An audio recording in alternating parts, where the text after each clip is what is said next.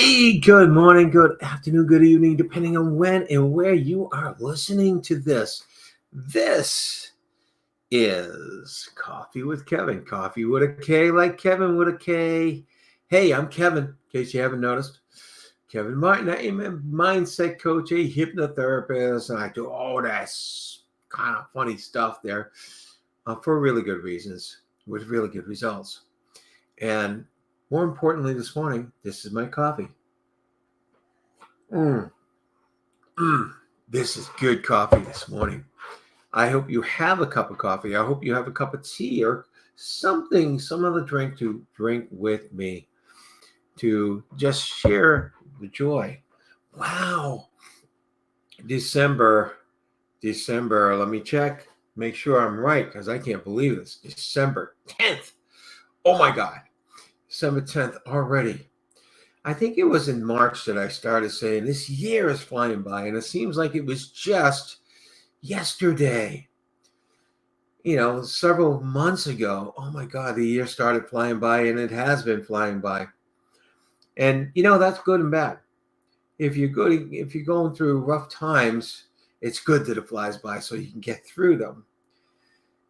But if you're going through good times, which is usually the case, the time flies by, but you don't get to appreciate those good times as much.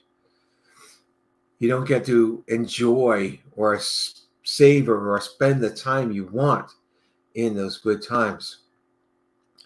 And if they're tough times, usually it goes too slow and we're too much in it. But that can be changed too, because it's all on perception. It's all on how you're perceiving what's going on while it's going on. I know that's a tough thing. It's a tough thing. December 10th. Again, we are a few weeks from Christmas, the end of the year into 2025. Oh my gosh. And today, we'll talk about it in a little while. What we're talking about is great as we come towards 2025. But today, on December 10th, what happened in history? It's just a really big coincidence. There are several things happening in history today that you have to do with the Nobel Prizes.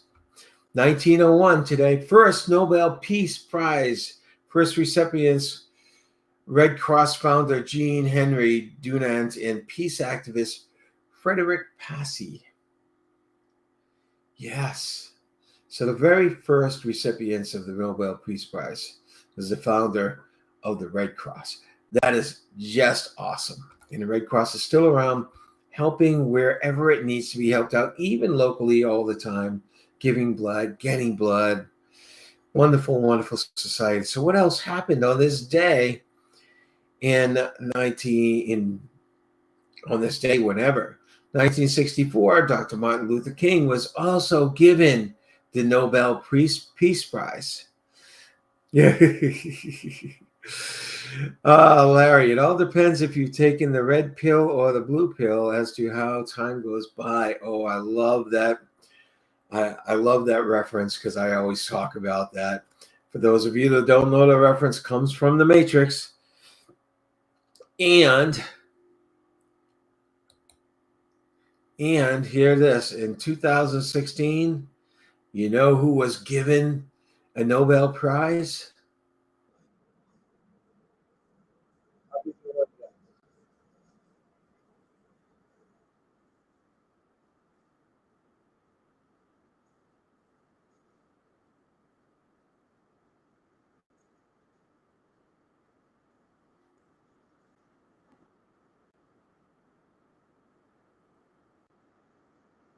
Bob Dylan. Yes. Bob Dylan was given that Nobel Prize for Literature. Imagine that, in 2016. So today seemed to be all about the Nobel Prizes. There were other things going on, of course, and I'm looking at it now. Of course, in this history. It's funny, Dr. Martin Luther King on this day was given a Nobel Peace Prize. And on this day, Martin Luther, not Dr. Martin Luther King, but Martin Luther, publicly burns the papal edict demanding him recant. They wanted him out of the way because he was breaking away from the church. That was a little bit before Dr. Martin Luther King. That was in 1520, a few years before. Well, anyway, today is full of some wonderful stuff, and it can be full of wonderful stuff if you want it to be, and if you make it. We can all have these wonderful days. I talk about this all the time. I talk about the way you're feeling is choice. You may say, Kevin, I don't have a choice. It just comes on. I'm there. Yes, until you really dig inside and learn how to make that choice. Then you have a choice. I had a client I was working with, and I told him about choice, and he has these behaviors. He has these compulsions, and it's really severe in his life. And he called me up, and he said, hey, Kevin, he says, now I'm dealing with a lot of conflict, and it's really difficult. I said, conflict? What do you mean? He says, I have conflicts about doing the thing that's I'm compulsed to do and not doing it. I feel guilty if I don't do it because I've been doing it for so long, and it's part of me. But I also have the choice to not do it. I said, well, I'm sorry you're feeling so conflicted and confused, but you're on your way. When we have choice, when we notice we have choice, that's a good thing. It's always, always a good thing. Today, what's today's subjects? Guess what? Oh, actually, I had hadn't realized I had Benjamin Franklin's quote there. By failing to prepare, you are preparing to fail. I love that. That's cute. Nice and tricky. We're talking about readiness. We're talking about preparedness. And when I looked at this and I said, geez, do you really want to talk about this? Because I talk about the law of attraction sometimes. I talk about putting intentions out there and just being open to just have it come. And that kind of says something like maybe you don't have to be ready. But I will tell you, when you're ready, that's when it all works out. I think I remember someone telling me the definition of luck one time. Luck is when opportunity meets preparedness. That's luck. Sometimes preparedness is just the ability to receive. We're not always ready to receive. We're not always really good to receive. An opportunity comes in front of us and we say, whoa, I don't deserve that. I'm not ready for that. That's just not something I can do. So readiness is really, really important. And be ready. Be ready. And it's funny, one of the reasons I took readiness today is because in the church, we're in a season called Advent. Advent is preparation. And of course, in the church, it's preparation for the birth of Christ, the coming of the Messiah. And but it is all about preparation, preparing yourself to be ready. And there's a lot of biblical things talk about preparing yourself to be ready anytime you're called. And that even means in the end of our life, in passing. To be ready for that as well. I won't get that dark today. I'm talking about being ready for opportunities. And part of being ready is being able to recognize them. Opportunities come in a lot of different ways. Everybody talks about goal setting. They talk about, setting your goals and what actions are you going to take, what's your plan to get there and everything like that. The truth is, part of readiness with a goal is being ready to see that goal come in the different ways, because it doesn't always come in the way you think it will come in. It doesn't always come in the way you think the only way it can come in. So being ready is still being open to accept that things can come to you in different ways that you don't expect. Okay, what else we have here? All right. On any given day, in any given moment, something could happen that opens up for you an entirely new path. Marianne Williamson. If you haven't heard of her, she's an author. Wonderful, wonderful books. On any given day, in any given moment, something could happen to you that opens up an entirely new path. Be still, be alert, and be ready.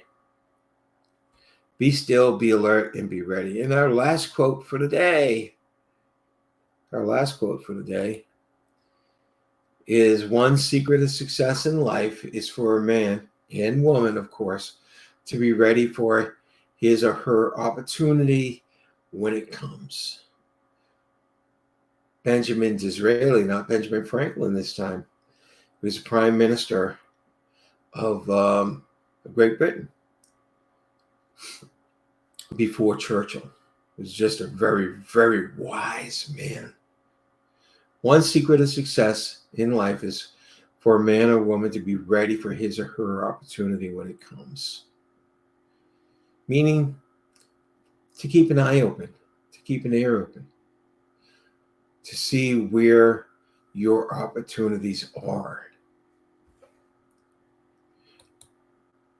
You know, these are very good quotes that kind of lead us in there. Oh, welcome, on. Watching from the Philippines. That is so awesome. So awesome. Now, I don't know whether you'd have a coffee or whether you'd have a tea or any kind of drink, but here's to you as well. I had to be ready for greeting people overseas. So readiness. Let's talk about readiness, because you're probably thinking to yourself, Kevin, you're talking about readiness, but how do I become ready? The best way to become ready is to take the blinders off that if you have narrow-minded thinking that the only way you can get what you want is one way.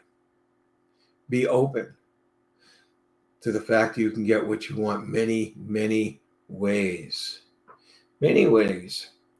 And be open to the fact that what you want might come different from what you're actually thinking, the specific you're actually thinking. I know it's contra. When I teach goal setting, when I help my clients through goals, I say, okay, I want something. You have to have something specific. And we say specific because it needs to be measurable. If it's not specific, we can't measure it. If you want to get down to drop some weight, what weight do you want to get down to?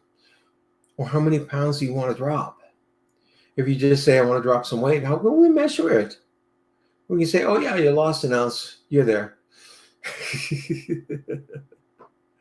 If you say, I need to make more money this year, how can we measure it? All right. If you get a 10 cents raise per dollar, that's more money this year, but is it really what you wanted? Didn't you want so much more? So I say be specific. But what I just said is be open to the fact you can get what you want in different ways. You can get what you want in different ways. I've had some people I work with, they wanted to bring a certain amount of money in, and it wasn't, we're not talking gigantic box, maybe $400, $500 or something like that. That's what they knew they were short of and needed it for something. What they ended up getting was refunds from something, huge discounts on something they already had to buy, they needed to buy. And it ended up to be the amount that they needed. Had they not been open, or at least at first, I don't think they were open to see it until someone pointed out to them. But they realized that, hey, this money came in. It didn't come in the form of a check of extra money. It came in the form of savings that they needed. See, the universe works funny. It kind of knows what and why you want something. and it kind of knows what will work the best for you. And it's not always what we think.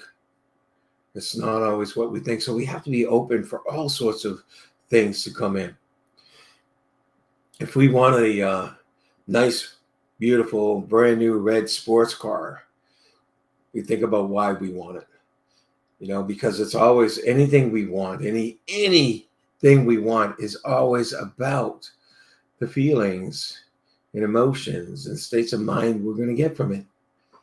So why would someone want a brand new red sports car? They probably want it for prestige. They want to stand out. They want people to look at them. They want a feeling of great satisfaction that they've been able to do something other people can't do. Well, those feelings can come in a lot of different ways. Say this person who wants this brand new red sports car starts talking to their spouse about a family. This may not be practical, may not be good, may not be wonderful. And what ends up opportunity coming into their life is more of a family car, but it's a family car that would stand out. It's a family car that shows prestige. And when this person gets that, they're getting all the same feelings that they wanted with the red sports car. So yeah, just think of it. You need to be open in order to recognize those opportunities that will eventually get you to where you want to go and get you what you want. You need to be open to the fact that they're not all going to look what you're thinking they're going to look like. That is how you can be prepared. If you've got blinders and a very narrow focus and you're looking for the one thing, it just reminds me of this humorous story. And it's a man in a flood, and this actually comes to life where I live in Tampa. We've had some flooding that has gone, that we've had some not flooding, 12 foot above sea level. So some houses were completely covered. So this man is in a flood and he has to climb to his roof so he doesn't get taken over by the waters. And this boat comes by. His rowboat comes by. He said, "Hey, sir, come on down. Before this gets any higher, I will rescue you." The man said, No. I know God's going to rescue me. Don't worry about it. A little later, the water's getting a little higher, getting a little bit on the roof. The Coast Guard comes by in a small craft. And just enough room for another person. They already got four people on there. I said, Sir, you got to come down. The water's getting higher. He said, No. Don't worry about it. God's going to rescue me. I already know that. And then later on, as the water's coming up to his feet on the tip of the roof, helicopter comes by, drops the line, says, "Sir, get on it. We're going to rescue you. Save your life." "No, God's going to save my life." The water got high enough. He fell. He drowned. He goes to heaven. He says, "God, what happened? You told me you were going to save my life." God says, "I sent a small rowboat. I sent a bigger craft. I sent a helicopter. What more could I have done to save your life?" So what we want, we don't always see coming the way we think we want it. So the biggest thing is be open to what you want, to the opportunities you're looking for. Be open to they don't have to be in the way, shape, or form that you want. Okay. I hope you enjoyed this. And I'm so glad we had more guests today. And if you're listening from YouTube, you're listening from LinkedIn, I don't have the ability to see chats there, unfortunately. But I will look to see if I have any interactions and interact with you. All right. This has been great. I really enjoyed this. I enjoy telling stories. Hopefully you enjoy my stories as well. Hope to see you back here, and hope that you get your favorite cup of whatever this morning or this afternoon, or even this evening. And you have yourself a great day, a fantastic week. You know, it's in your purview, it's in your control to make it a great day for you, to make it a fantastic week for you, because you're in control of your emotions, you're in control of your responses. All right, till next week. Take care, everyone. See you later.